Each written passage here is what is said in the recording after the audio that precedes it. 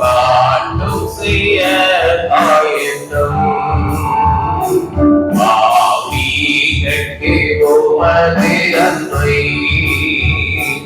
என்னடையால் காட்ட செய்யும் கல்வாரி ஆவியாரின் உள்ளத்தை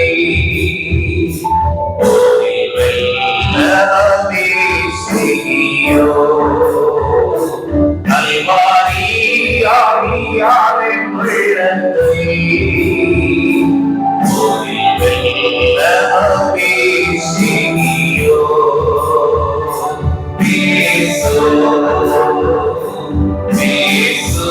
ஜபம் செய்யும் போதே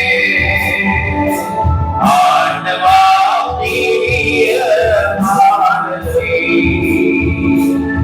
காட்டும் செய்ய ஆயத்தம் ஆண்டவா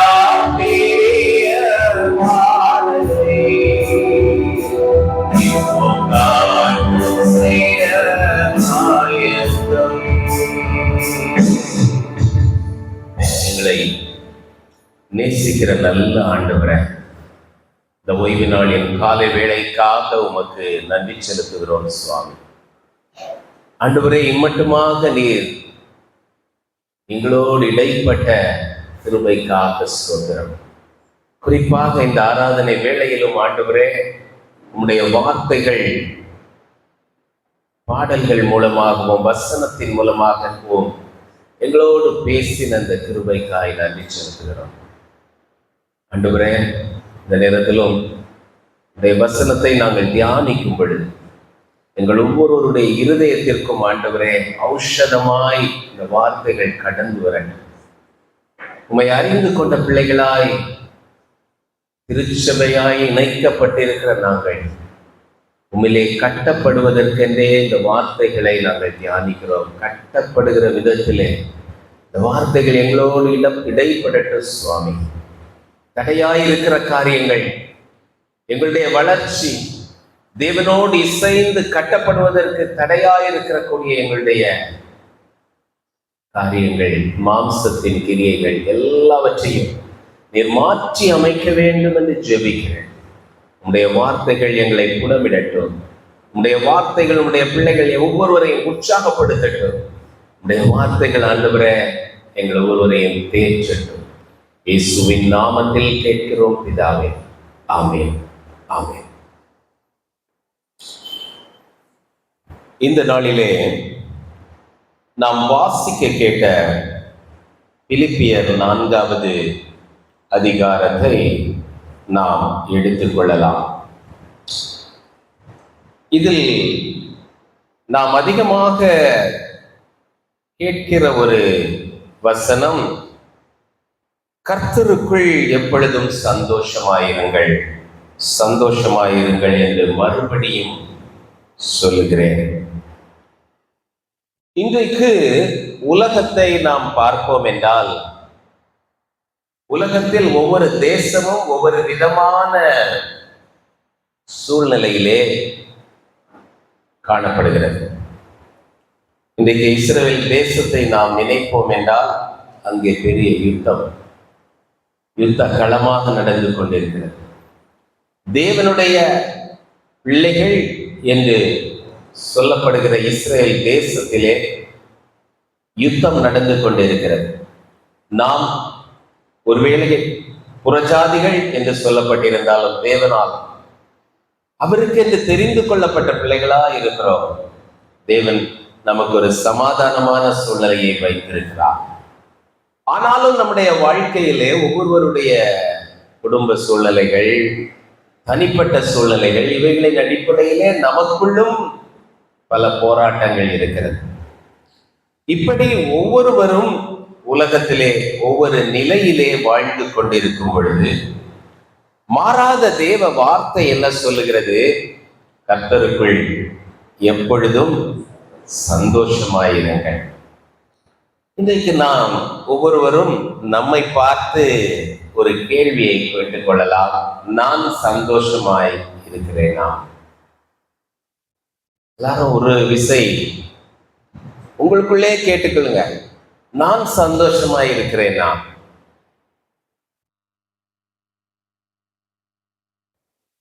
இப்போ சந்தோஷமாய் இருக்கிறேன், வீட்டிற்கு போகும் பொழுது சந்தோஷமாய் இருக்கிறேனா? நேற்றைய தினம் சந்தோஷமாக இருந்தேனா? வீட்டிற்கு போன பின்பு நான் சந்தோஷமாய் இருப்பேனா? வசனம் சொல்லுகிறது, கர்த்தருக்குள் எப்பொழுதும் சந்தோஷமாயிருங்கள். அதனால நாம் புரிந்து கொள்ள வேண்டிய ஒன்று, எப்பொழுதும் சந்தோஷமாய் இருக்க வேண்டும். ஆனால் அங்கே ஒன்று சொல்லப்பட்டு இருக்கிறது, கர்த்தருக்குள். பல நேரத்தில் நம்ம நினைக்கிறது, வசனம் இப்படி சொல்லுகிறதே, நான் சந்தோஷமாய் இல்லையே, எப்படி நான் சந்தோஷமாய் இருப்பது? இப்படி எனக்கு ஒரு சூழ்நிலை இருக்கும் பொழுது, இவைகளெல்லாம் நம்முடைய மனதிலே ஏற்படக்கூடிய கேள்விகள். எனவேதான் இந்த சந்தோஷம் நம்மை விட்டு எடுபடுவதற்கும், சந்தோஷம் இல்லாமல் நாம் வாழ்ந்து கொண்டிருப்பதற்கும் காரணிகள் என்ன என்பதையும் நாம் தியானிக்க இருக்கிறோம். இந்த பகுதியிலே 1 முதல் 7 வரை உள்ள வசனங்களிலே நாம் பார்க்கும் பொழுது, முதலாவது ஆதலால் என்று தொடங்குகிறது. ஆதலால் என்றால் அதற்கு முன்பு சில காரியங்கள் சொல்லப்பட்டிருக்கிறதை நாம் கவனிக்க வேண்டும். இந்த பகுதிக்கு மிகவும் தொடர்புடையதாக முந்தின அதிகாரத்திலே உள்ள 20, 21 வசனங்கள் என்ன சொல்லுகிறது என்று பார்க்கலாம். நம்முடைய குடியிருப்போ பரலோகத்தில் இருக்கிறது. அங்கே இருந்து கர்த்தராய் இருக்கிற இயேசு கிறிஸ்து என்னும் இரட்சகர் வரை எதிர்பார்த்து கொண்டிருக்கிறோம். முதலாவது, இது நம்முடைய எதிர்பார்ப்பாக இருக்கிறதா? கர்த்தருக்குள் சந்தோஷமாய் இருப்பதற்கு நம்முடைய குடியிருப்பு நன்மங்கலம் அல்ல, இந்த தேசம் அல்ல, இந்த உலகம் அல்ல. நம்முடைய குடியிருப்போ பரலோகத்தில் இருக்கிறது. இதை நாம் நன்கு முதலாவது விளங்கிக் கொள்ள வேண்டும். ஏன் அப்படி என்பதையெல்லாம் இன்றைக்கு நாம் பார்க்க இருக்கிறோம். ஆனால் இதை அடிக்கோடிட்டு கொள்ளுங்கள். முதல் சத்தியம் நாம் விளங்கிக் கொள்ள வேண்டியது, நாம் இந்த உலகத்திற்கு உரியவர்கள் அல்ல.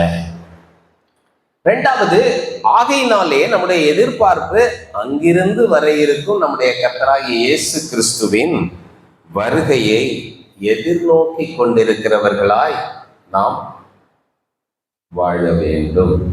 எத்தனை பேர் அப்படி எதிர்பார்த்து கொண்டு இருக்கிறீர்கள்? கொஞ்சம் பார்க்கலாமா? கை ரொம்ப கொஞ்சம். சிலர் எதிர்நோக்கி இருக்கிறவங்க கை தூக்க மாட்டாங்க, அதுவும் இருக்குது. எப்படி பார்த்தாலும் அன்றாட வாழ்க்கையிலே நம்முடைய எதிர்பார்ப்புகள் இந்த உலகத்தை சார்ந்ததாகவே பல நேரங்களிலே இருக்கிறது.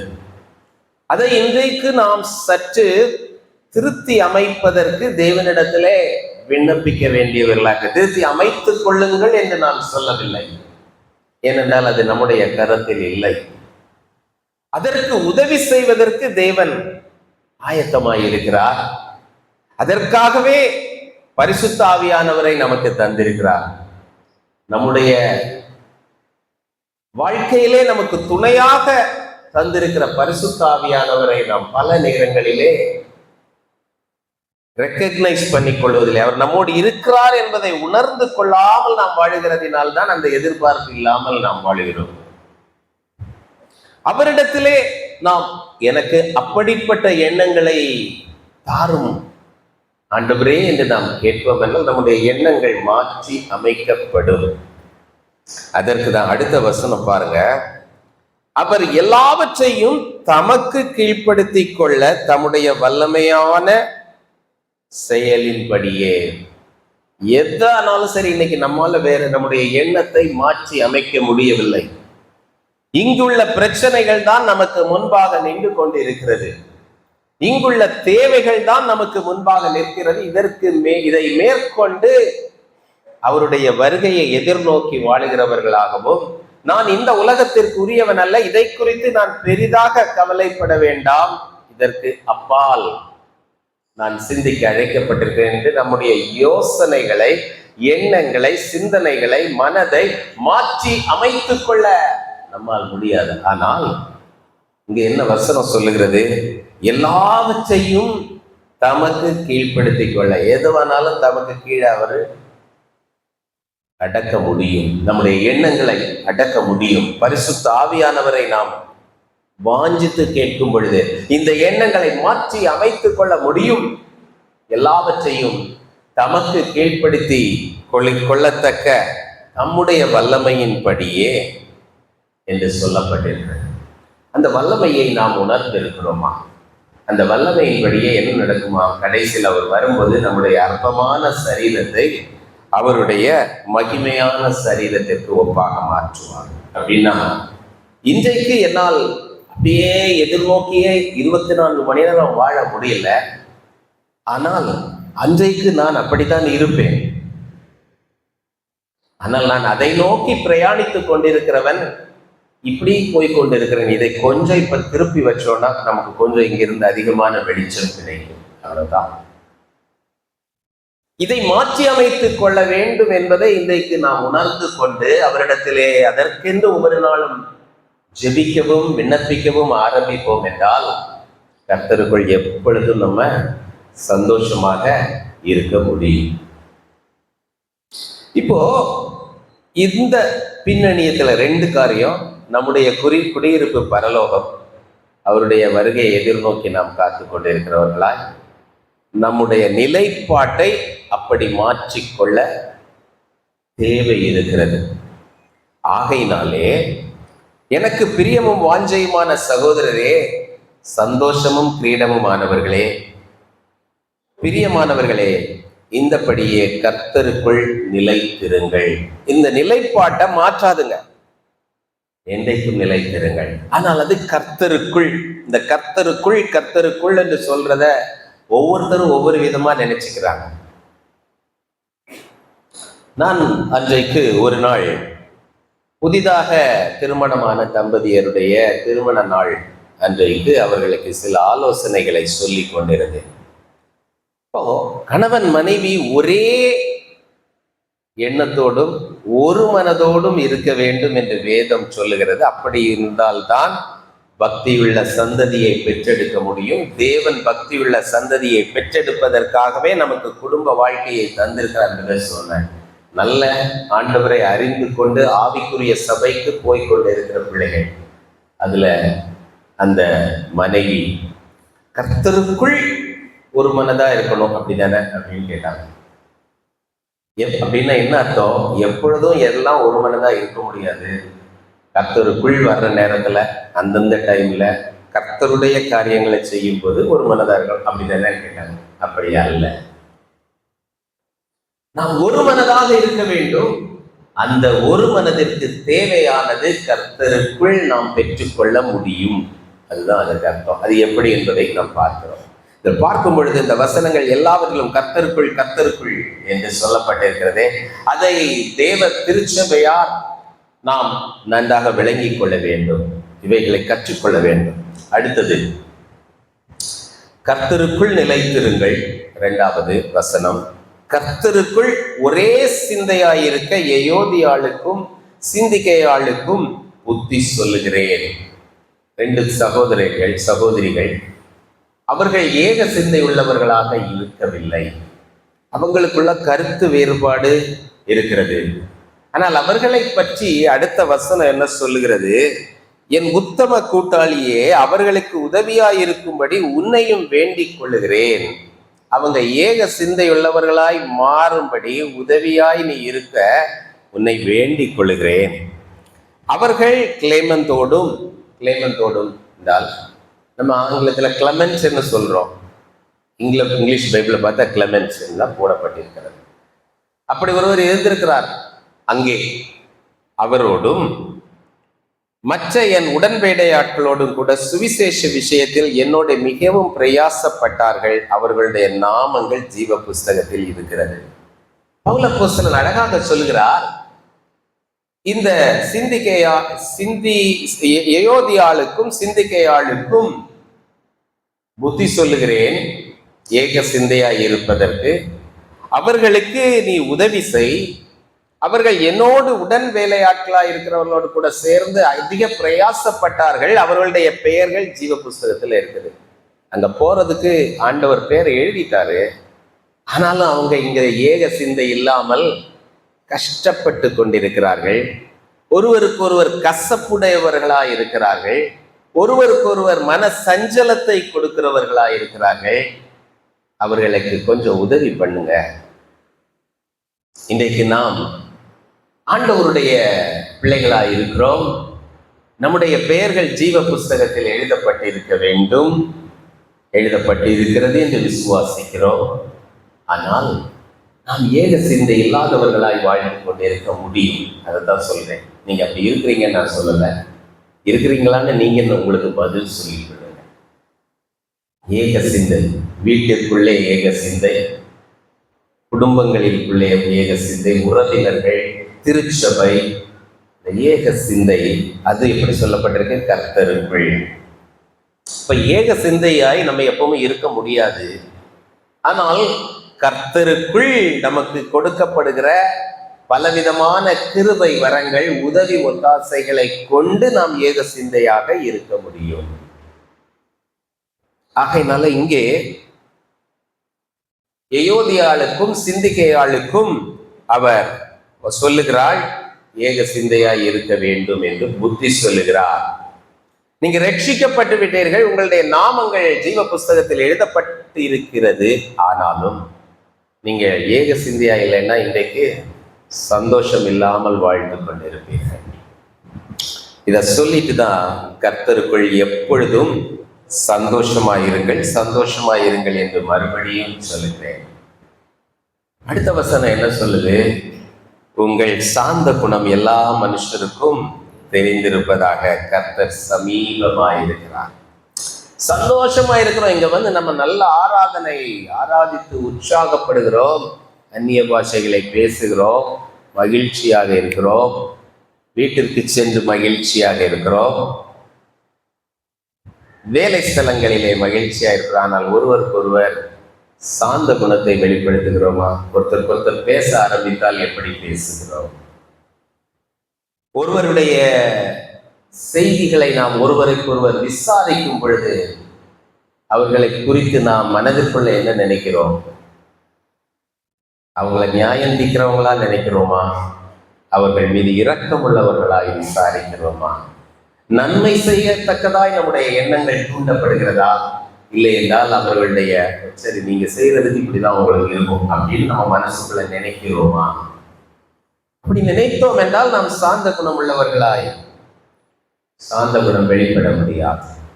நம்ம எப்போவாவது யார்கிட்டையாவது கடினமாய் பேசுகிறோம்னா முதலாவது கர்த்தரிடத்துல கடினமாய் பேசிதான் அவங்கள்ட்ட பேசுறோன்றதை இங்க குறிப்பிடுகிறது. என்ன சொல்லுகிறார் தெரியுமா? உங்கள் சாந்த குணம் எல்லா மனுஷர் முன்பாகவும் தெரிந்திருப்பதாக. கர்த்தர் சமீபமா. இப்ப மனுஷனுக்கு மனுஷன் உங்க சாந்த குணம் தெரியட்டும். அந்த மனுஷனை விட கர்த்தர் இடையில சமீபமா இருக்கிறார். நீ அந்த மனிதனிடத்துல கடின வார்த்தைகளை பேசினாய் என்றால் கர்த்தர் மூலமாய் தான், கர்த்தர் வழியாக தான், கர்த்தருடைய இருதயத்தை உடைத்துதான் நீ அவனிடத்தில் பேசிக் கொண்டிருக்கிறாய். ஆகையினால மனுஷர் ஒருவருக்கொருவர் உங்கள் சாந்த குணம் தெரிந்திருக்கத்தக்கதாய் நடந்துகிறவர்கள்.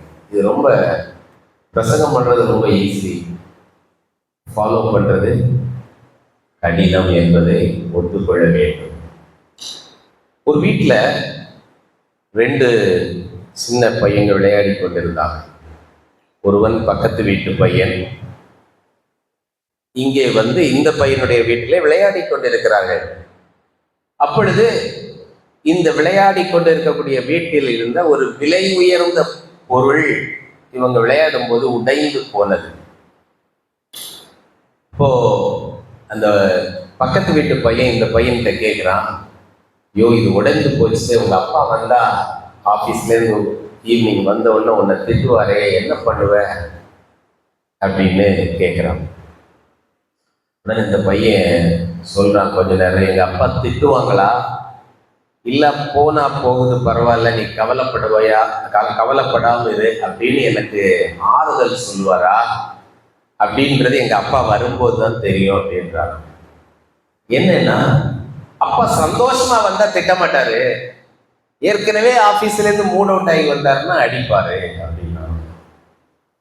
இது உண்மைதானே? இல்ல, நம்ம ஒரு நல்ல மூட்ல வந்தா பிள்ளைங்க ஏதாவது செஞ்சா கூட என்ன பண்ணிடுவோம், பரவாயில்ல அப்படின்னு விட்டுருவோம்.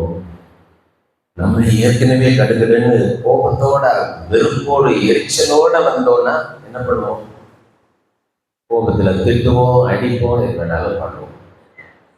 இதுக்குன்னு பிள்ளைங்களை திட்டக்கூடாது, அடிக்கக்கூடாது நான் சொல்லல. நம்முடைய நிலைப்பாடு, இருதயத்தின் நிலைப்பாடு நம்முடைய செயல்களை நிர்ணயிக்கிறது என்பதை தான் நான் சொல்றேன். கோபப்படாம கூட பிள்ளைங்களுக்கு அடி கொடுக்கலாம், திருத்தணுன்றதுக்காக. அதெல்லாம் நான் தப்பு சொல்லலை. ஆகையினால இங்கே நாம் விளங்கிக் கொள்ள வேண்டியது, நம்முடைய மனது சந்தோஷமாக இருந்தால் நம்முடைய செயல்கள் சாந்த குணமாக வெளிப்படும். நம்முடைய மனது துக்கத்தோடும் வெறுப்போடும் இருக்கும் என்றால் நம்முடைய செயல்களிலே சாந்தம் வெளிப்படாது.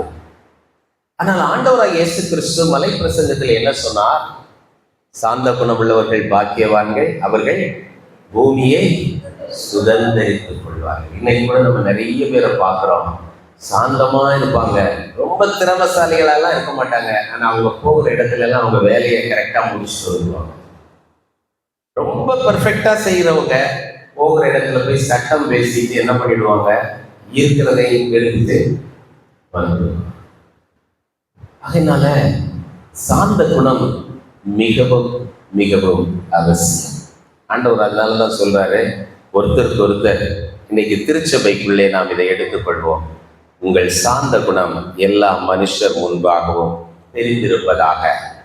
கர்த்தர் உங்களுக்கும் உங்கள் சகோதரருக்கும் இடையிலே உங்களுக்கு சமீபமாய் இருக்கிறார் என்பதை மறந்து விடாதீர்கள்.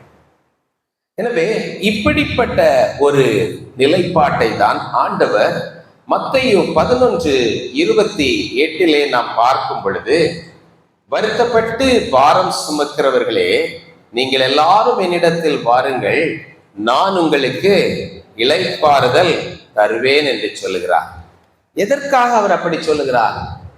நம்ம வருத்தப்பட்டு பல காரியங்களை இன்றைக்கு சுமந்து கொண்டே இருக்கிறோம். ஐயோ, இது இப்படி நடக்குது, இது இப்படி செய்யணும்னு நான் நினைச்சேனே, ஆனா இன்னைக்கு நான் இப்படி தவறா செய்து விட்டேனே, இவர்கள் இப்படி என்னிடத்தில் பேசிவிட்டார்களே, என்னுடைய மகன் என்னுடைய மகள் இப்படி ஒரு தவறை செய்து விட்டாளே, நான் இந்த காரியத்தை எவ்வளவோ வெற்றியாக செய்து முடித்திருப்பேன், இதை இந்த நபரிடத்துல கொடுத்ததுனால இது இப்படி கெட்டு போய்விட்டதே என்றெல்லாம் எத்தனையோ விதங்களிலே கோணங்களிலே கவலை நம்மை பிடித்துக் கொள்கிறது. ஆனால் வசனம் சொல்லுகிறது, சந்தோஷமாயிருங்கள், கர்த்தருக்குள் எப்பொழுதும் சந்தோஷமாயிருங்கள். அதனாலதான் ஆண்டவர் சொல்றார், இந்த வருத்தத்தை எல்லாம் வச்சுட்டு இருக்கிறீங்களே, நீங்க எல்லாம் என்கிட்டத்தில் வாருங்கள், நான் உங்களுக்கு இளைப்பாறுதல் தருவேன் என்று ஆண்டவர் சொல்கிறார். அந்த இளைப்பாறுதல் எப்படி பெற்றுக்கொள்வது, எப்படி நாம் இதை பெற்றுக்கொள்வது? நாம் புரிந்து கொள்ள வேண்டிய ஒன்று, இந்த உலக வாழ்க்கையில எப்பொழுதும் எல்லாம் சுமூகமாய் நடந்து கொண்டிருப்பதினால் ஒரு சந்தோஷம் வந்துவிடும், ஆகையினாலே என்னுடைய வாழ்க்கை மகிழ்ச்சியாய் இருந்துவிடும் என்று நினைக்க வேண்டாம். அதைத்தான் வசனம் இங்க சொல்லுது, கர்த்தருக்குள் சந்தோஷமாயிருங்கள். சூழ்நிலை வித்தியாசமா தான் இருக்கும், ஆனால் நீ உன்னை கர்த்தருக்குட்படுத்தி கொண்டு சந்தோஷமாய் இருப்பதற்கு கற்றுக்கொள். எரிச்சல் ஊட்டுகிற சூழ்நிலைகள் பல நேரத்துல வருதில்ல, கோபம், இப்படி ஒரு பதில், நியாயம் இல்லாமல் நம்மை மற்றவர்கள் குற்றப்படுத்துகிற நேரம் வருது. எதிர்பாராத விதத்திலே வாழ்க்கையிலே இழப்புகள், சஞ்சலங்கள் நம்மை சந்திக்கின்றது. நாம் மனம் நொந்து போய் நிற்கக்கூடிய நிலைகள் எல்லாருக்கும் வருது, வேதத்திலும் வருகிறது. எழுதின பவுல் அப்போஸ்தலனுக்கும் எத்தனையோ இழப்புகள், வேதனைகள் வந்துதா, அடி, பசி, பட்டினி, நிர்வாணம், இன்னும் கடல் விபத்துக்கள் எல்லாம் இருந்தது. ஆனால் அவர்தான் எழுதுகிறார், சிறையிலே வைக்கப்பட்டிருக்கும் பொழுது, வீட்டு சிறையில். ஆகையினால நம்முடைய வாழ்க்கையிலும் அப்படிப்பட்ட காரியங்கள், சூழ்நிலைகள் வராமல் இருக்கும் என்று நான் பேசவில்லை. வேதம் அப்படி நமக்கு உத்தரவாதம் கொடுக்கவில்லை. ஆனால் அப்படிப்பட்ட நேரத்திலே, சூழ்நிலைகளிலே நாம் கோபம் அடையாமல், சஞ்சலப்படாமல் இருப்பது கடினம். இதை முதலாவது எடுத்துக்கொள்வோம். சஞ்சலப்படக்கூடாதுன்னு பிரசங்கிக்கவில்லை, கடினம். ஆனால் அதை சகித்துக் கொள்வதும், பொறுத்து கொள்வதும், ஏற்றுக்கொள்வதும், அக்செப்டன்ஸ் ஆஃப் மைண்ட், அதை சரி, ஆண்டவர் எனக்கு இதை அனுமதித்திருக்கிறார், அதை ஏற்றுக்கொள்ளணும். ஏற்றுக்கொண்டா அது இலகுவாக போயிடும். எனக்கு மட்டும்தானே இப்படி, அவங்களுக்கு அப்படி வரலையே அப்படின்னு நம்ம யோசிச்சோம்னா என்னைக்குமே நம்ம சந்தோஷமா இருக்க முடியாது. நான் வேறு, அவர் வேறு. அவருக்கு ஆண்டவர் அனுமதித்திருக்கிற பாதை வேறு, எனக்கு ஆண்டவர் அனுமதித்திருக்கிற பாதை வேறு. ஆகையினால்தான் எபிரேயர் 12:1 அழகாக சொல்லப்பட்டிருக்கு, மேகம் போன்ற திரளான சாட்சிகள் நம்மை சூழ்ந்து கொண்டிருக்க என்ன பண்ணும், பாவமான யாவத்தையும் பாரமான தள்ளிவிட்டு தோற்கர முடிக்கிறவரும் அவரையே நோக்கி நமக்கு நியமித்திருக்கிற ஓட்டம். அப்படின்னா ரன்னிங் ரேஸ் நடக்கிறத பார்த்தீங்கன்னா ரவுண்டு போட்டிருப்பாங்க, சின்ன வட்டம், பெரிய வட்டம், இன்னும் பெரிய வட்டம், அப்படியே அத்தனை ட்ராக் போட்டிருப்பாங்க. அவுட்டர் ட்ராக்ல ஓடுறவங்க பெரிய வட்டத்தில் வரணும், அப்போ நிறைய டிஸ்டன்ஸ் ஓடணும். இன்னர் ட்ராக்ல ஓடுறவங்க, ஆனால் இவங்க எல்லாருடைய ஸ்டார்டிங் பாயிண்ட் வேற. இந்த டிஸ்டன்ஸை கணக்கு பண்ணி அவர்களுடைய ஆரம்ப குறிகள் வித்தியாசமாக இருந்தது. 2வது ரவுண்டு ஓடிட்டு இருக்கும்போது பார்த்து அவருக்கு சின்ன ரவுண்டு எனக்கு பெரிய ரவுண்டுன்னு சொல்லக்கூடாது. தேவனாகிய கர்த்தர் நீதி உள்ளவர், எல்லாரையும் பட்சபாதம் இல்லாமல் நடத்துகிறவர். ஆகையினால எனக்கு தான் இந்த கஷ்டம் வந்ததுன்னு நமக்கு வரக்கூடிய பிரச்சனைகளை நாம் ஏற்றுக்கொள்ள முடியாமல் நிற்போம் என்றால் கடினம். ஒரு முறை எங்களுடைய பிள்ளைகளை நாங்கள், மகன் மருமகள், அவங்களுடைய ஊர் மகள் மருமகள் கோயம்புத்தூர், அங்கு நாங்கள் அனுப்பி, இந்த கிறிஸ்துமஸ் டைமில் அவங்கள வழி அனுப்புவதற்காக ரயில்வே ஸ்டேஷன் போயிட்டு இருக்கிறோம். நாங்கள் புறப்பட்டது கொஞ்சம் கரெக்ட் டைமுக்கு தான் புறப்பட்டோம். வழியில் பயங்கரமான டிராஃபிக். இங்கிருந்து ஆதம்பாக்கம் டு சென்ட்ரல் போகிறது கிட்டத்தட்ட 1.5 மணிக்கூருக்கு மேலே பைக் கார் ஆகி போச்சு. அதனால கடைசியில் என்னாச்சு, ட்ரெயின் போயிடுச்சு. எனக்கு ரொம்ப வருத்தம். ஐயோ, நம்ம இப்படி மிஸ் பண்ணிட்டோம். 2 மணி நேரத்துக்கு முன்னாடி புறப்பட்டுருக்கலாமே. நம்ம 1.25 மணி நேரத்தில் போயிடலாம் மேக்சிமம். நார்மலாக டாக்ஸி எல்லாம் 50 மினிட்ஸில் போயிடுவாங்க. நம்ம 1.25 மணி நேரம் வச்சோம். இருந்தாலும் இப்போ 1.5 மணி நேரம் ஆயிடுச்சு. வருத்தம். அதனால் அப்படி போய் சஞ்சலத்தோடு நிற்கும்போது அப்புறம் இன்னொரு ட்ரெயின் எடுத்தது ஆஃப்டர் 1/2 hour இருந்துச்சு. அதுக்கு டிக்கெட் வாங்கி போயிட்டாங்க. இப்போ நான் சம்பந்தி அவருக்கு ஃபோன் பண்ணி, அவர் ஒரு நல்ல கிறிஸ்தவர், பாஸ்டராக இருக்கிறாங்க. அவங்களுக்கு சொன்னேன், இப்படி உங்கள் பிள்ளைங்க பஸ் ட்ரெயின் விட்டாங்க, கொஞ்சம் லேட்டாக வருவாங்க, நீங்கள் அங்கே ரிசீவ் பண்ணுறது நீங்கள். அவர் கூட சொல்கிறாரு, அது ஒன்றும் இல்லை தான், அது ஆண்டவருடைய சித்தம் அப்படியே இருக்கலாம், அதனால் ட்ரெயின் விட்டதை பற்றி நம்ம கவலைப்பட வேண்டாம் அப்படின்ட்டு. இது ட்ரெயினை விட்டுக்கிட்டு ஆண்டவருடைய சித்தம் அப்படின்னு சொல்கிறாரு. நான் அதுக்கு பிறகு அதை எப்பவுமே சிந்தித்து கொண்டே இருக்கிறேன். அது சரியா தப்பா நான் சொல்லலை, ஆனால் அதிலிருந்து நான் கற்றுக்கொண்ட பாடம், நாம் தேவனுடைய பிள்ளைகளாக இருக்கிறோம். சில நேரங்களிலே சில காரியங்கள் நாம் என்ன செய்தாலும் நம்முடைய திராணிக்கு மேலாக அது நடந்து விடுகிறது. அதை நாம் ஏற்றுக்கொள்ள, ஆண்டவருக்கு தெரியாம இந்த காரியம் நடக்காது, இந்த ஆண்டவருக்கு இது தெரியும்ல, என் கூட இருக்கிறார், என்னை விட பெரியவர், என்னை விட என்னை அதிகமாக நேசிக்கிறார், அந்த ஆண்டவருக்கு தெரியும், அவர் தானே அனுமதிச்சிருக்கிறார் அப்படின்னு நினைச்சு நான் அந்த நஷ்டம்தான், கஷ்டம்தான், வேதனை தான், அதை ஏற்றுக்கொள்ள பழகி கொண்டால் அது எளிதாக போய்விடுகிறது. இது ஒரு நல்ல பாடமாக நான் எடுத்துக்கொண்டேன். அதனால சில நேரங்கள்ல நம்மளே தப்பு செஞ்சிருவோம். அது நிமிஷமா கூட கஷ்டம் வரலாம். நம்ம நினைச்சிட்டு இருப்போம் அது வரைக்கும் நான் தப்பே பண்ண மாட்டேன் அப்படின்னு நினைச்சிட்டு இருப்போம். நம்ம கூட நம்ம அறியாமலே தப்பு செஞ்சுட்டுவோம். குற்றம் இப்படியெல்லாம் வரும். இந்த பாதை வழியாக ஆண்டவர் நம்மை நடக்கும் பொழுது நாம் கற்றுக்கொள்ள வேண்டிய ஒன்று, நமக்கு தேவன் அனுமதிக்கிற காரியங்கள், அதுக்கு நம்ம தேவனை விட்டு விலகி சென்று விட்டு கஷ்டப்படணும்னு சொல்லலை. அனுமதிக்கிற சில காரியங்கள் நாம் எதிர்பார்ப்பதோ விரும்புவதோ இல்லை, ஆனாலும் அதை ஏற்றுக்கொள்ள பழக வேண்டும். எனவே சூழ்நிலைகள், நாம் கடந்து செல்லக்கூடிய மனவேதனைகள் சில நேரங்களிலே கடினமானதாகவும் வேதனை தருகிறதாகவும் இருந்தாலும் அதை சகிப்பதற்கும் பொறுத்து கொள்வதற்கும் ஏற்றுக்கொள்வதற்கும் நாம் பழக வேண்டும். இப்ப நம்ம இதை எப்படி செய்கிறது, இதுதான் அடுத்த கேள்வி. சில விஷயங்களை எளிதாக பண்ணிக்கலாம், ஆனால் அந்த நேரங்களிலே தேவன் விரும்புகிறபடி நான் எப்படி செயல்பட வேண்டும் என்று ஒரு விசை அவரை நோக்கி பார்க்க வேண்டும். கஷ்டம்தான் ஆண்டவரே, இந்த சூழ்நிலையில நீர் விரும்புகிறபடி நான் என்ன செய்யணும்னு அவரிடத்துல நாம் கவனித்து கேட்க வேண்டும். அந்நேரங்களில் தேவன் விரும்புகிறபடி செயல்படுவது கடினமாக இருந்தாலும் தேவனுக்குள் உங்கள் இருதயத்தை சந்தோஷமாய் வைத்து கொள்ள பழகி இருந்தால், அப்படின்னா அது வரைக்கும் நம்ம டெய்லி நல்ல பைபிள் படிக்கிறது, காலையில எழுந்த உடனே காலையில் உள்ள தனி ஜெபம், வேதத்தை வாசித்து தியானிப்பது, இவைகளை எல்லாம் நாம் வழக்கமாக செய்து தேவனுக்குள் சந்தோஷமாய் இருக்கக்கூடிய ஒரு நிலைப்பாட்டை விளங்கி இருந்தால், அந்த நேரத்தில் நமக்கு ஏற்படக்கூடிய கடினமான சூழ்நிலைகளிலேயும் கூட தேவனோடு ஐக்கியமாய் இருக்க நாம் கற்றுக்கொள்வோம். இது சற்று விளங்கிக் கொள்வதற்கு கருகலாக இருக்கலாம். ஆனால் நான் சொல்லுகிறது என்ன, நம்ம அனுதினம் வேதத்தை வாசித்து தேவனோட ஐக்கியமாய் இருக்கிற அந்த பழக்கத்திலே இருப்போம் என்றால், இந்த நெருக்கப்படுகிற நேரத்தில் ஆண்டவரே நான் என்ன செய்ய வேண்டும் என்று கேட்டால் அந்த வேதனையை தாங்கிக் கொள்ளும். ஒரு சின்ன காரியம், ஆண்டவராகிய இயேசு கிறிஸ்து ஊழியம் செய்து கொண்டே இருந்தார். மக்கள் மத்தியிலே இருந்து பிரசங்கித்துக் கொண்டே, அவர்களை போதித்துக் கொண்டே இருக்கும் பொழுது அவருக்கு ஒரு செய்தி வந்தது, யோவான் ஸ்நாபகன் தலை வெட்டப்பட்டு விட்டது.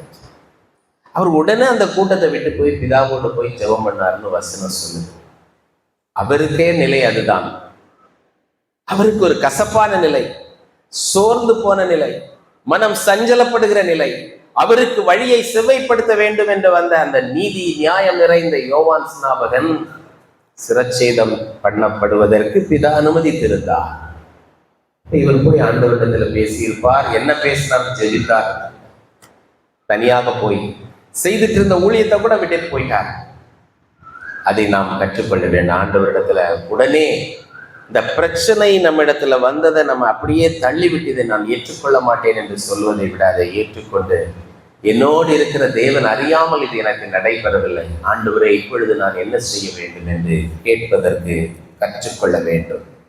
கர்த்தரோடு ஐக்கியத்தில் இந்த நேரத்துல நான் இருப்பது எப்படி? இந்த சஞ்சலம் நிறைந்த நேரத்துல என் துக்கத்தை நான் வளரவிட்டால் தேவனோடு நான் ஐக்கியமாய் இருக்க முடியாது. ஆனால் நான் ஐக்கியமாய் இருப்பது எப்படி என்று கேட்பதற்கும் அந்த பழக்கமும் நமக்குள்ளே இருந்தால் அது எளிதாகி போய்விடும்.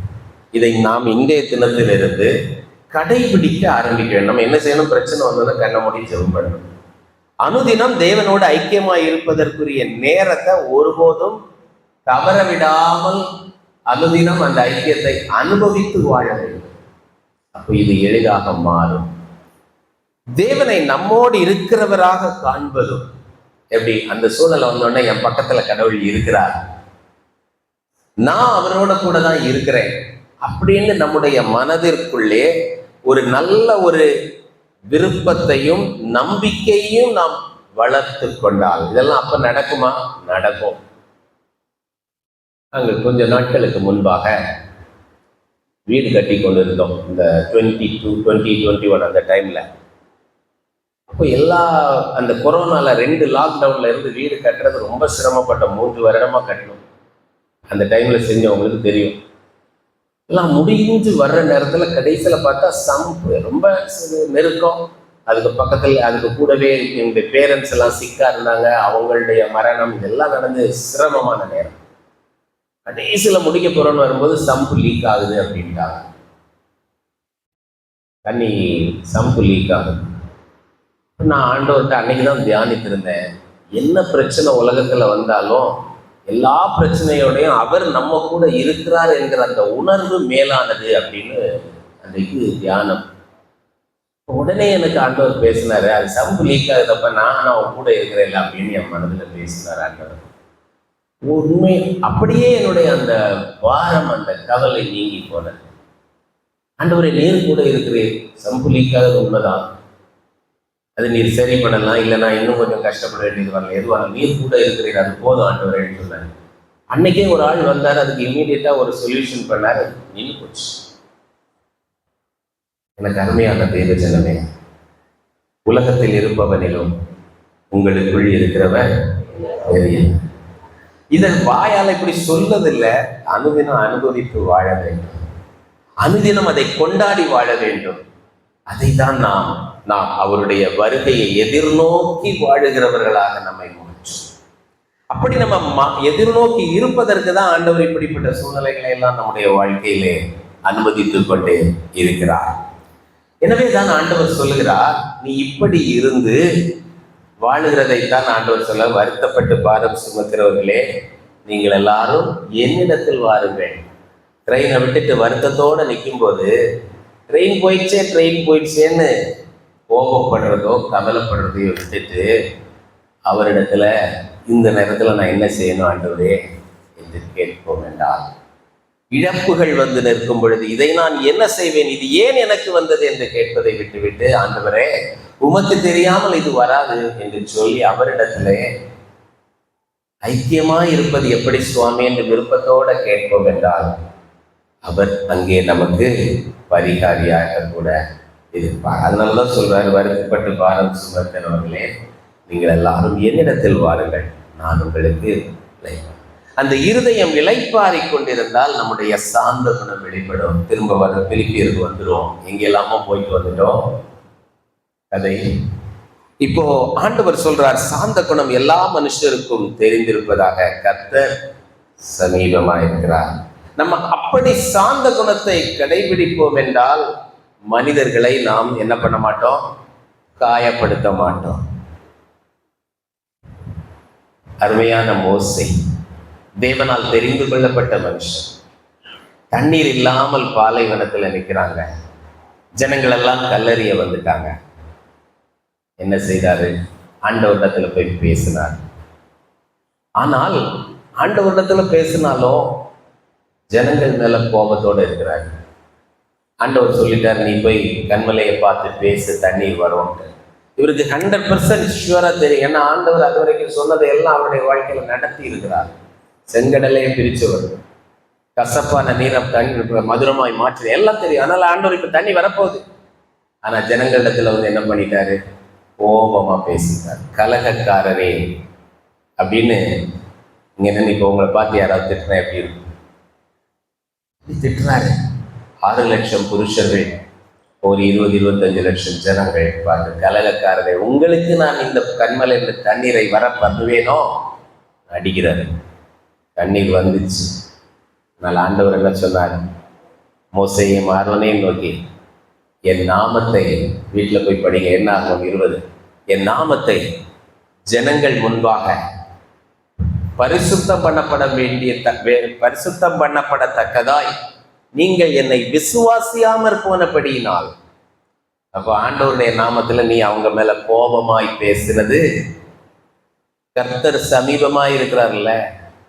ஜனங்களை திட்டும்போது கர்த்தரை காயப்படுத்தி நீ ஜனத்தை திட்டினாய், என் நாமத்தை பரிசுத்த குலைச்சலாக ஆக்கிவிட்டாய், பரிசுத்தமாய் காக்கத்தக்கதாய் உன்னுடைய விசுவாசம் இல்லை, குன்றி போனாய். இங்கதான் கவனிக்கணும், விசுவாசம் ஈக்குவல் டு நம்பிக்கை மாத்திரம் இல்லைன்னு நம்ம பல நேரங்கள்ல பார்த்துருக்கோம். அவர் நம்பிக்கையா தான் ஆண்டவர்கிட்ட கேட்டார், ஆண்டவர் சொன்னதே நம்பிக்கையா தான் சொன்னார். ஆனால் அந்த இருதயம் தேவனோடு முழுமையா இல்லை. தேவனிடத்தில் இருந்தாலும் ஜனங்களை கலகக்காரரேன்னு திட்டக்கூடிய அளவில் தான் இருந்தார். அது ஆண்டவருக்கு முழுமையான விசுவாசம் இல்லை. ஆகையினால இருதயம் என்ன பண்ணணும்? எப்பொழுதும் இளைப்பாறுகிற இருதயமாக இருக்க வேண்டும். சற்று கடினம்தான், ஆனால் இது என்னுடைய பங்கு. இதை நான் சுதந்திரித்துக் கொள்ள வேண்டும் என்று இந்த நாளிலே உணர்ந்து கொண்டு அதன் பக்கமாக உங்கள் வாழ்க்கையை திருப்புங்கள், உங்களுடைய செயல்பாடுகளை திருப்புங்கள், உங்களுடைய விண்ணப்பங்களை திருப்புங்கள். தேவ சமாதானம் அப்பொழுது உங்களுடைய இருதயத்தை ஆட்கொள்ளும். அடுத்தபடியாக 6வது வசனத்துல தான், நீங்கள் ஒன்றுக்கும் கவலைப்படாமல் எல்லாவற்றையும் குறித்து உங்கள் விண்ணப்பங்களை ஸ்தோத்திரத்தோடே கூடிய ஜெபத்தினாலும் வேண்டிதலினாலும் தேவனுக்கு தெரியப்படுத்துங்கள். அப்பொழுது எல்லா புத்திக்கும் மேலான தேவ சமாதானம் உங்கள் இருதயங்களையும் உங்கள் சிந்தைகளையும் கிறிஸ்து இயேசுவுக்குள்ளாக காத்துக்கொள்ளும். ஒன்று, நம்ம ஜெபம் பண்ணும்போது முதல்ல ஸ்தோத்திரம் வேணும். ரோமர் 1:21 யாராவது ஒருவர் எடுத்து வாசியுங்கள். ரோமர் 1:21.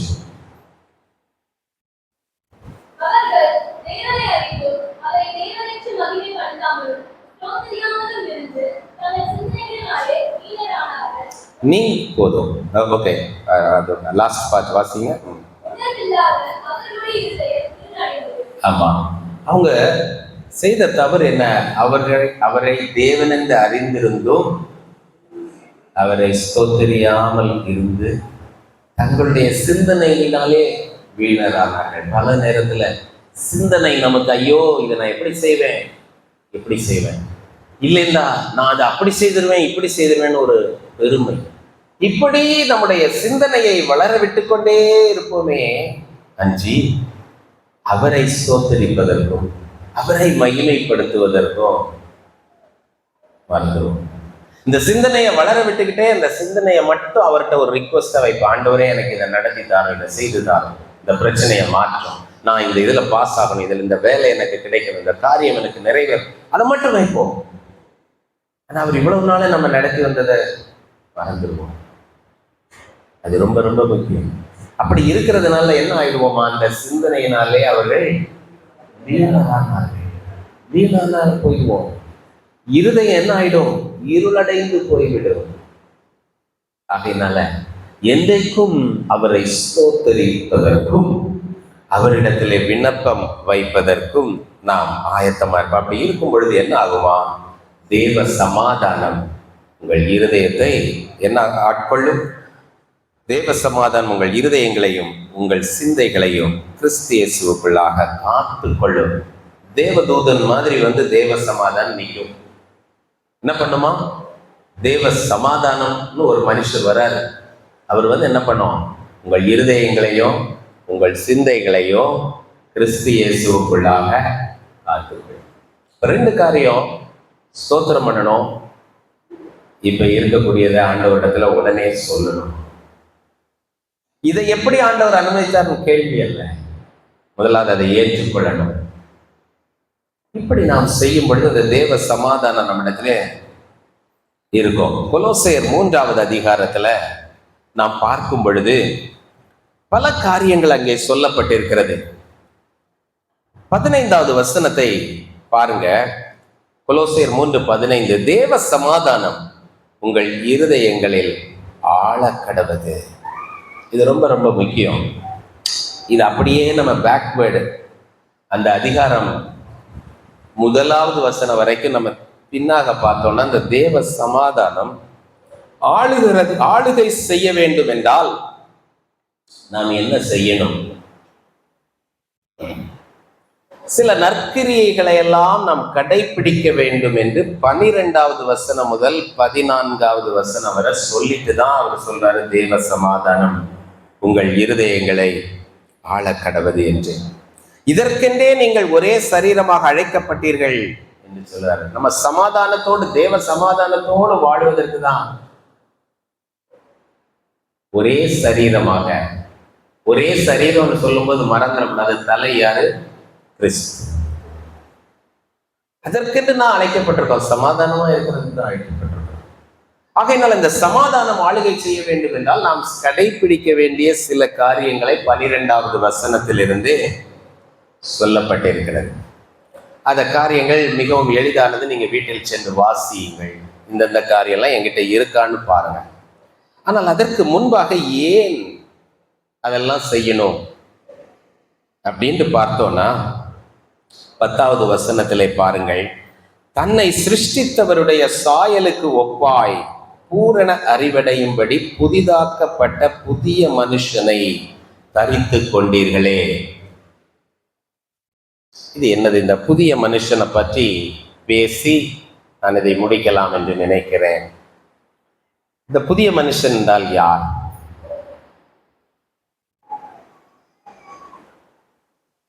நாம் ஞானஸ்நானம் பெற்றுக்கொள்ளும் பொழுது பாவத்திற்கு மரித்து நீதிக்கு பிழைத்து,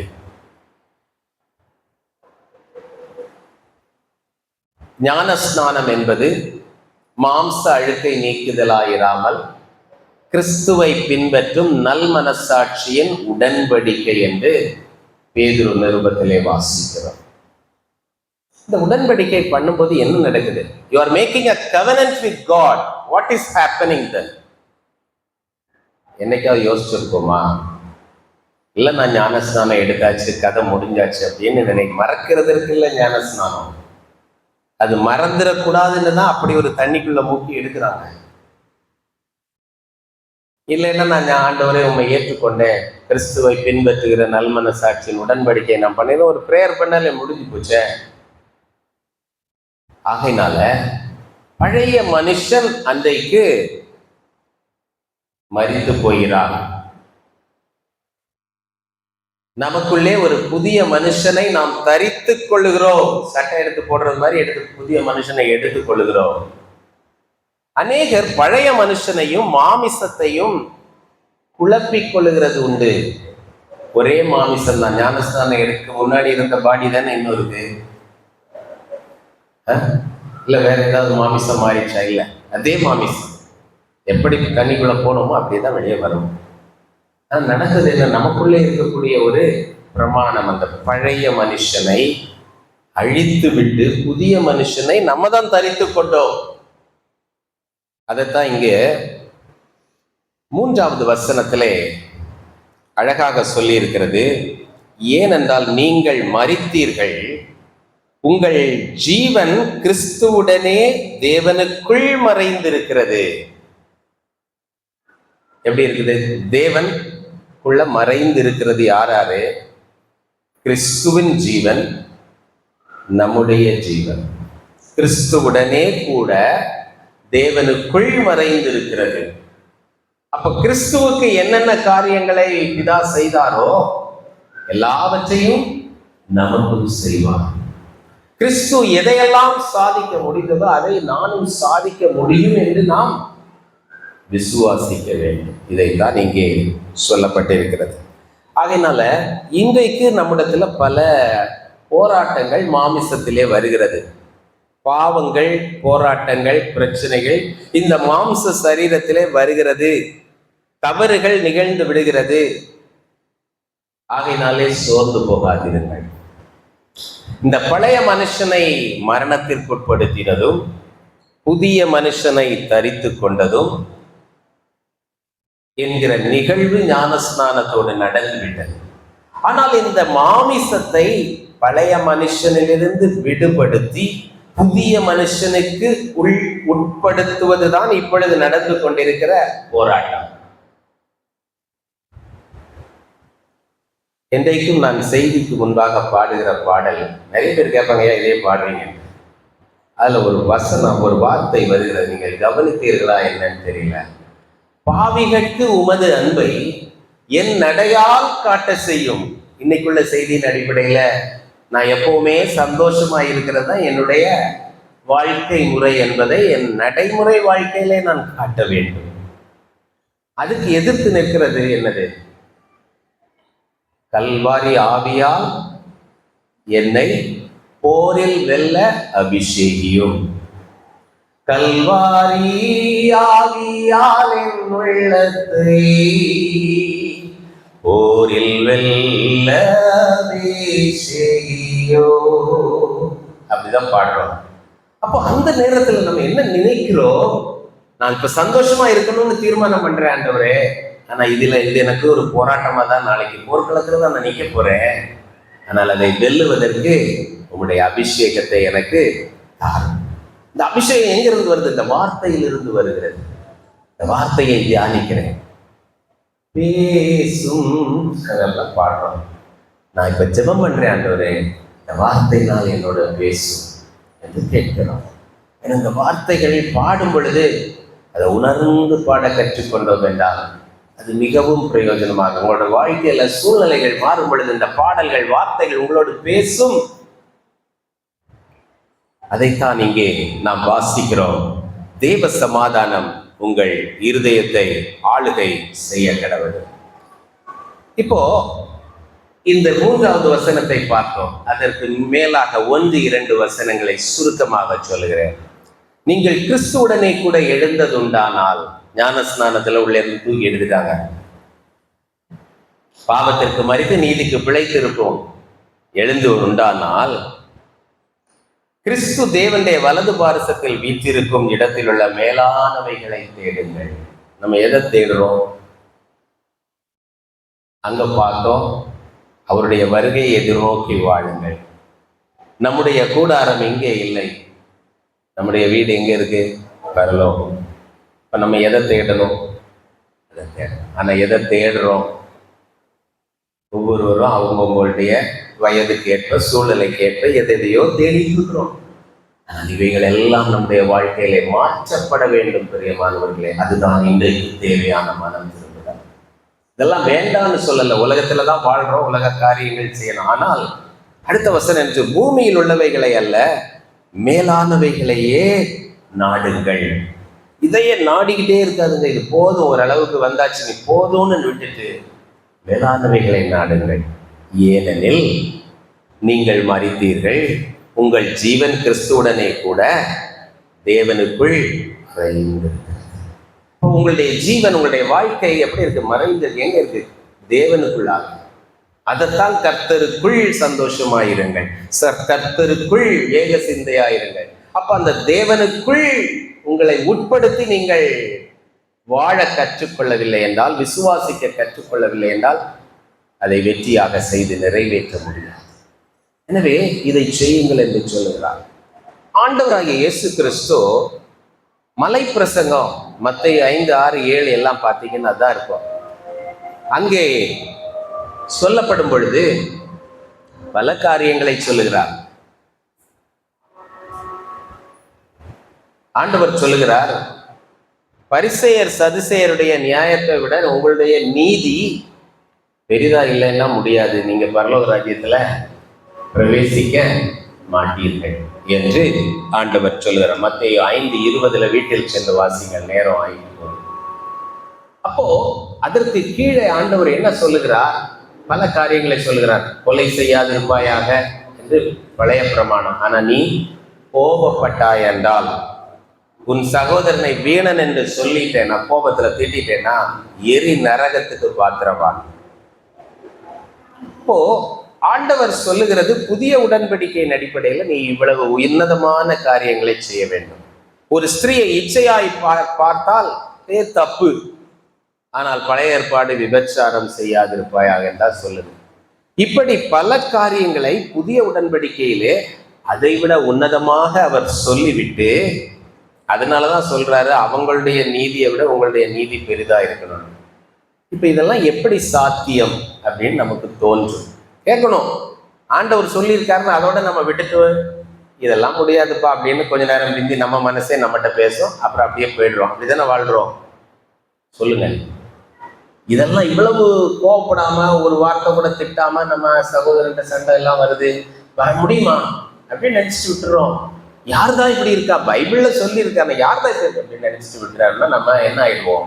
நம்முடைய பக்தி வீணான பக்தியாக போய்விடும். ஆண்டவரிடத்துல கேட்கணும், ஆண்டவர் இது எப்படி?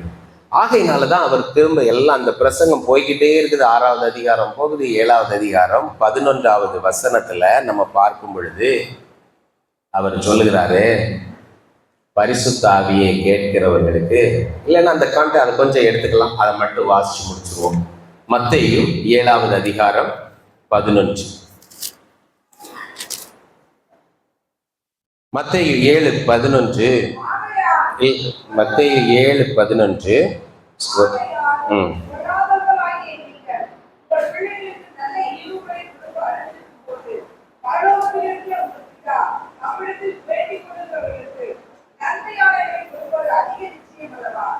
என்று சொல்லுகிறார். அதுக்கு முன்னாடி 7வது வசனத்திலேருந்தே பாருங்க, கேளுங்கள் அப்படின்னு சொல்லுகிறார். அதுக்கு முன்னாடி 7வது அதிகாரம் முதல்ல பாருங்க, நீங்க மற்றவங்களை குற்றவாளிகளாய் தீர்க்காதீர்கள். ஸோ இப்படி பல காரியங்களை சொல்லிவிட்டு அப்ரப்டா சொல்றாரு, கேளுங்கள் அப்பொழுது உங்கள் சந்தோஷம் நிறைவாகும்படி பெற்றுக்கொள்கிறேன். பரிசுத்தாவியை கேட்டு பெற்றுக்கொள்ளுங்க. அந்த பரிசுத்தாவியானவர் நமக்குள்ளே இருந்தால் மாத்திரம்தான்.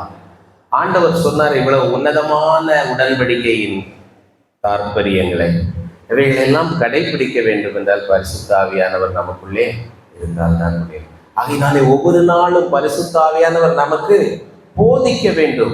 அதைத்தான் யோவான் சுவிசேஷம் 14:26-27 எல்லாம் அழகாக சொல்லுங்க. அவர் வரும் பொழுது சகல சத்தியத்தையும் உங்களுக்கு போதிப்பார், உங்களை நடத்துவார் என்று சொல்றல்ல. இப்ப இங்க சொல்லியிருக்க இந்த சத்தியத்தை எல்லாம் பின்பற்ற முடியாது என்று நினைச்சிட்டு நம்ம விட்டுட்டோம்னா நம்முடைய கிறிஸ்தவ வாழ்க்கை பிரயோஜனம் இல்லாத வாழ்க்கையா போயிடும். ஆண்டவரே, இப்படி நீங்க சொல்லியிருக்கீங்க, மேலானவைகளையே நாடுங்கள் என்று சொல்லியிருக்கீங்க, நான் அதை நாடி வாழும் பொழுதுதான் என்னுடைய வாழ்க்கை தேவ சமாதானத்தினால் ஆளுகை செய்யப்படும். இந்த சமாதானம் இருக்கும் பொழுது நான் எப்பொழுதும் சந்தோஷமா இருக்க முடியும். அப்படி சந்தோஷமா இருக்கும் பொழுது என்னுடைய சாந்த குணம் எல்லாருக்கும் தெரியும். இதை எப்படி ஆண்டவரை நான் செய்வது என்று நாம் கேட்டோம். பரிசுத்த ஆவியானவரைகளை நமக்கு போதிப்பார். ஒவ்வொரு சூழ்நிலைகள் மூலமாக பார், இந்த இடத்துல நீ இப்படி செய்திருக்கணும், இப்படி செய்தாங்க பார்த்தியா அப்படின்னு ஆண்டவர் நமக்கு உணர்த்துவிப்பார்.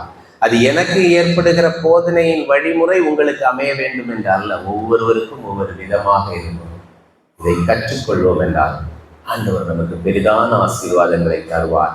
கர்த்தருக்குள் நாம் எப்பொழுதும் சந்தோஷமாய் இருக்க முடியும். சந்தோஷமாய் இருங்கள் என்று மறுபடியும் சொல்கிறார் என்றால் அதை நிச்சயமாக நாம் பெற்றுக்கொள்ள முடியும். கண்களை மூடி ஆண்டவரை நோக்கி பார்க்கலாம். எங்களை நேசிக்கிற நல்ல ஆண்டவரே, நீர் தந்த இந்த நல்ல வார்த்தைகளுக்காக ஸ்தோத்திரம். ஆண்டவரே, நாங்கள் வாழுகிற இந்த வாழ்க்கை ஒரு பிரச்சனை இல்லாத, எப்பொழுதுமே எங்களுக்கு சாதகமான சூழ்நிலைகள் இருக்கிற ஒரு வாழ்க்கை அல்ல. நெருக்கங்கள், பாடுகள், இவைகள் எல்லாம் வரும். இவைகளை எல்லாம் சகித்துக் கொள்வதும், பொறுத்து கொள்வதும், ஏற்றுக்கொள்வதும், இவைகளை மேற்கொள்ளத்தக்கதாய் தேவன் எங்களோடு கூட இருக்கிறீர் என்கிற விசுவாச நிலைப்பாட்டிலே நாங்கள் வளர்ந்து பெருகவும் அழைக்கப்பட்டிருக்கிறோம். இந்த விசுவாசத்தை எங்களுக்குள்ளே பலனடைய செய்கிற பரிசுத்த ஆவியானவரை ஒவ்வொரு நாளும் நாங்கள் ஆண்டவரே விண்ணப்பித்து அவரை பிரதானப்படுத்தி வாழ எங்களுக்கு கிருபைத்தார். சகல சத்தியத்திற்குள்ளும் எங்களை போதிப்பார் என்று சொன்னீர்கள். போதிக்கும்படி உடைய கரத்தில் எங்களை ஒப்புக் கொடுக்கிறோம். நீர் எங்களை பயன்படுத்தும், வளரச் செய்யும். இயேசுவின் நாமத்தில் பிதாவே, ஆமென்.